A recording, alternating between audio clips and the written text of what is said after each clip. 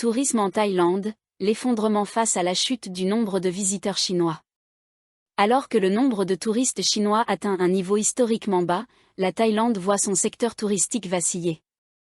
Les experts pointent du doigt des problèmes de sécurité et une stratégie gouvernementale inadaptée.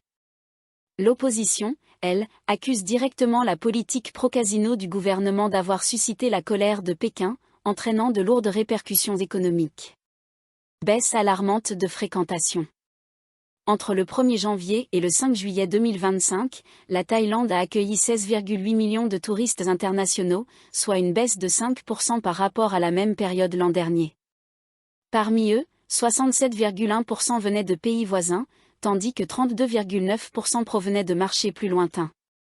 Cependant, le nombre de touristes asiatiques de proximité a chuté de 12,2%, avec une baisse particulièrement marquée de 24,81% en provenance d'Asie de l'Est, principalement due à la diminution des arrivées chinoises. Le cas chinois, sécurité et image en question.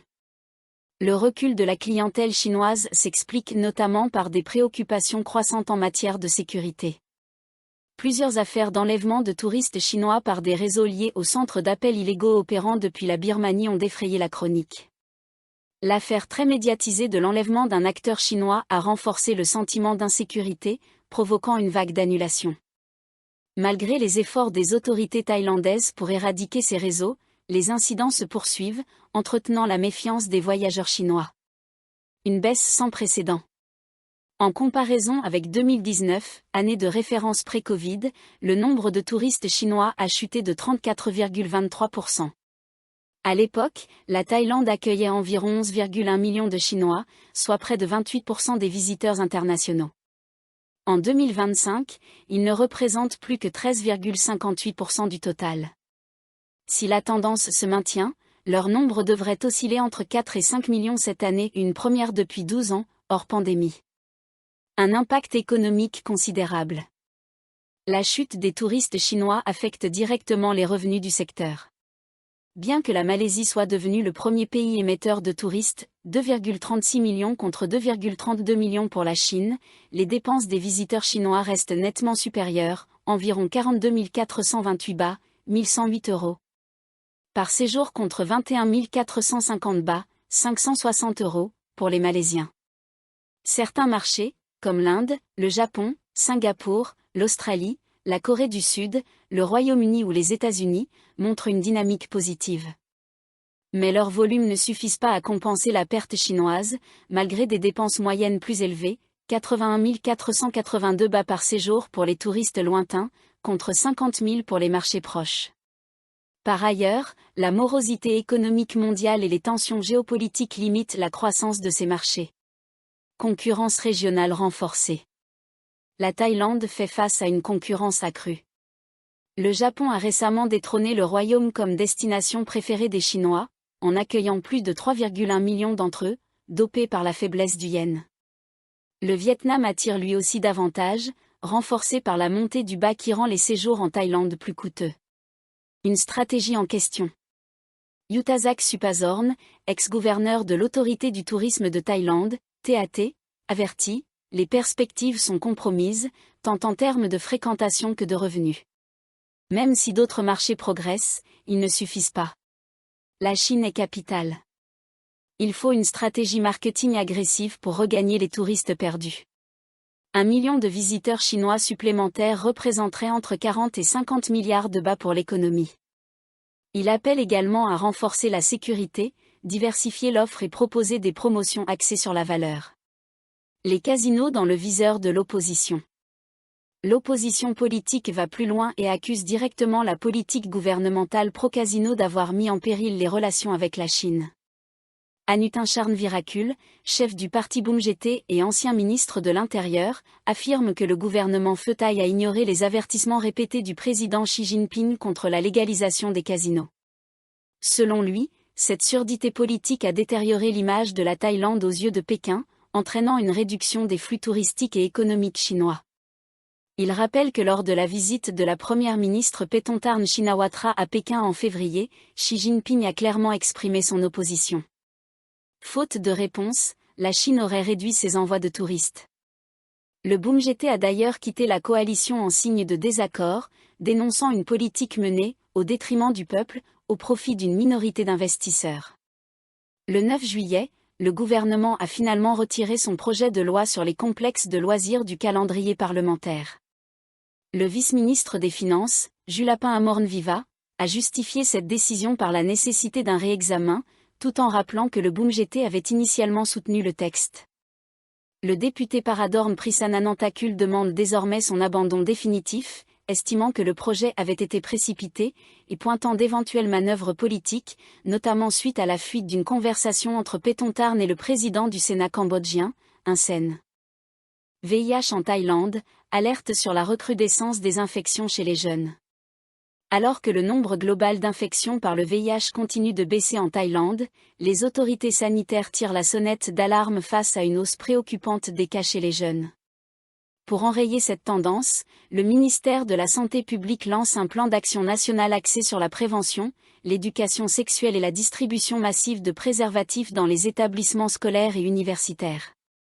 Une augmentation alarmante chez les jeunes Thaïlandais. Des milliers de nouveaux cas de VIH sont recensés parmi les jeunes, malgré les progrès globaux en matière de lutte contre le virus.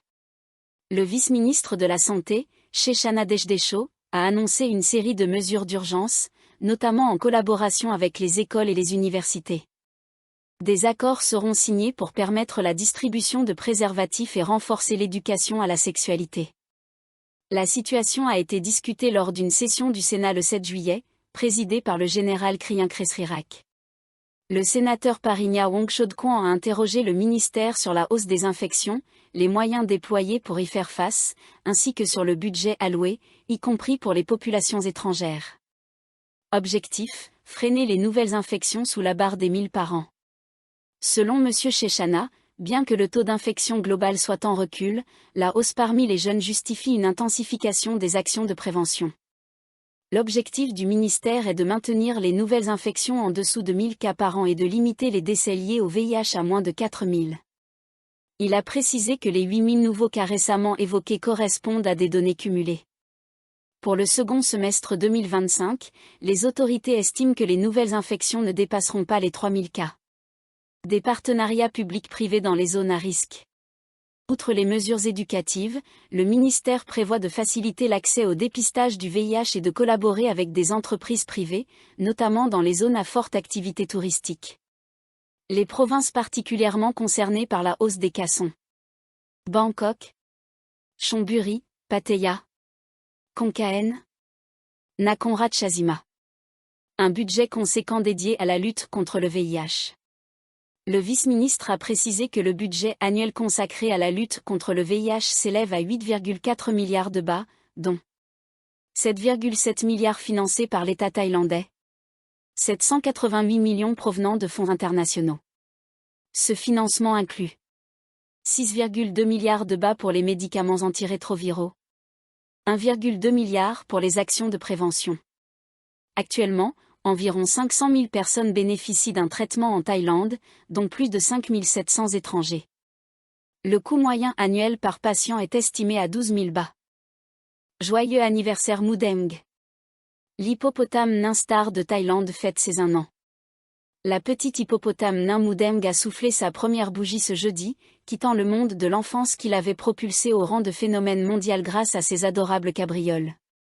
Le zoo ouvert de Khao Keo, entièrement décoré pour l'occasion, a accueilli une foule de visiteurs venus des 4 coins du monde, ainsi que de nombreux journalistes. Pendant que les curieux s'agglutinaient pour l'apercevoir, Mudeng profitait paisiblement de sa journée dans la piscine. Ce jeudi marquait le lancement d'un festival de 4 jours dédié à la star, dont le nom signifie littéralement « port rebondissant » en thaï. Depuis ses premiers jeux maladroits aux eaux de Chonburi, à 2 heures de route de Bangkok, Mudeng a conquis plus de 5 millions de fans sur les réseaux sociaux. Une fête digne d'une star. Dès 8 heures du matin, le zoo s'est animé, parade de mascottes, rencontres avec les soigneurs, anecdotes mignonnes, distribution de souvenirs à l'effigie de l'hippo. Et pour les enfants de moins de 12 ans, l'entrée était gratuite jusqu'à dimanche. Une boutique proposait des produits dérivés estampillés Mudeng, et même une vente aux enchères d'objets de collection. Ces empreintes sont parties à 700 000 bahts, et son célèbre petit bassin noir en plastique a trouvé preneur pour 50 000 bahts. Des fans venus du monde entier. Parmi les invités de marque, Molly Swindle, influenceuse américaine venue de New York rien que pour l'occasion. Elle a même cuisiné un plat spécialement pour sa protégée, qu'elle qualifie de hippopotame du chaos. Jennifer Tang, venue de Malaisie, a elle aussi fait le déplacement. Je suis un peu obsédée par elle, elle me rend heureuse. Elle est toujours aussi drôle et espiègle, a-t-elle confié à l'AFP.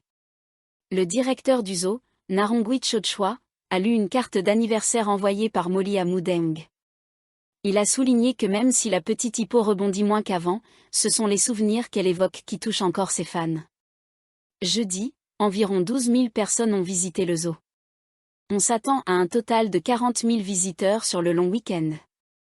La gloire partagée avec son soigneur. Autre célébrité du jour, Otapol Benz Nindi, 32 ans, soigneur de Mudeng et administrateur de la page Facebook Kamu and the Gang. C'est lui qui a capturé les moments les plus viraux de l'hippo. Depuis un an, partout où je vais, des gens me reconnaissent et me remercient, dit-il.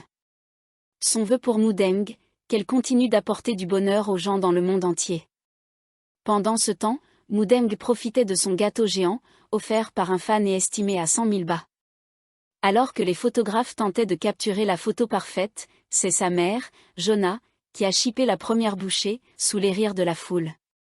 Mudeng, désormais âgé d'1 an et pesant 93 kg, est ensuite sorti calmement de la piscine, sous les applaudissements. De phénomène viral à icône attendrissante. Mudeng a connu une ascension fulgurante sur Internet à partir de septembre 2024. Photos, vidéos, même, elle est devenue une véritable star, relayée par Time, The Guardian, la BBC ou encore Straits Times. Son succès a boosté la fréquentation du zoo et inspiré tout un univers de produits dérivés, allant jusqu'à des crypto-monnaies même. Il y avait aussi l'espoir que sa notoriété sensibilise à la situation critique des hippopotames nains, une espèce originaire d'Afrique de l'Ouest dont il ne resterait qu'environ 2500 individus selon l'UICN. Mais la célébrité de Mudeng semble avoir atteint son pic à la fin de septembre dernier, selon les données en ligne. Pour Joshua Poldal, chercheur japonais spécialiste du phénomène de la mignonnerie, cette baisse est presque inévitable. Peut-être que notre fascination pour le mignon vient aussi du fait que cela ne dure pas. Une tendresse qui perdure. Comme d'autres animaux captifs devenus brièvement célèbres sur Internet, comme le manchot pesto en Australie ou le panda ua en Chine, Mudeng appartient désormais à une mythologie de la mignonnerie passagère. Mais selon Dahl, même si elle ne fait plus le buzz, son souvenir peut continuer à toucher les cœurs. Elle était incroyablement mignonne quand elle était toute petite. Et cette impression reste ancrée en nous, même en la voyant grandir. Les hippopotames nains peuvent vivre entre 30 et 50 ans. L'histoire de Mudeng ne fait donc que commencer.